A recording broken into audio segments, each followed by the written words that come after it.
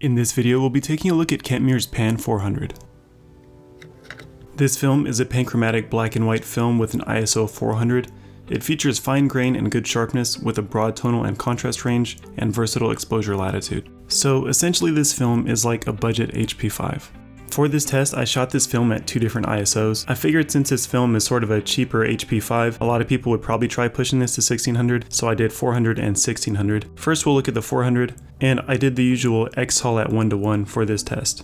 First I'll start with the ISO. Some of the cheaper films that are labeled as 400 don't give good shadow detail at 400, and I found that this film does give great shadow detail for 400. I found that I liked most of these results at a -1. I think the shadow detail and the highlights fell just right, and at a -2 I think the results are still good, but the shadow detail tends to fall off quite a bit. It's still usable, but it does go pretty dark on the shadows. I feel like the film is not exactly fine grain. It's a touch grainy, but I don't mind the look at all. I still think it looks really great, and the film does have a nice sharp look to it.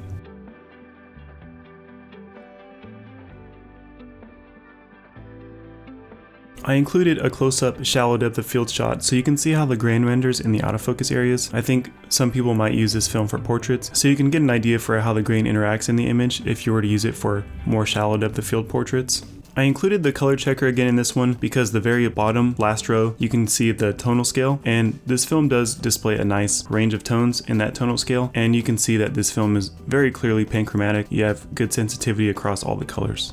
Moving on to the film at 1600, I think it holds up really well at 1600. Of course it's grainier and higher contrast, that's what you'd expect, but I think the shadow detail at a normal exposure and a -1 still hold up pretty well.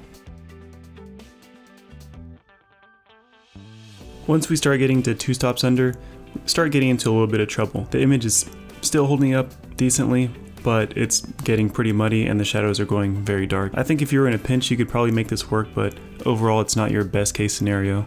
At 1600, I think the close-up takes on a whole new look altogether, so the film does have a unique and impressive look at 1600 still. Again, at 2 stops under, the image starts to get very muddy, and you could possibly make this work if you were at like a concert or something, but overall, I would probably avoid going 2 stops under at 1600. Overall, I'm very impressed with Kentmere Pan 400.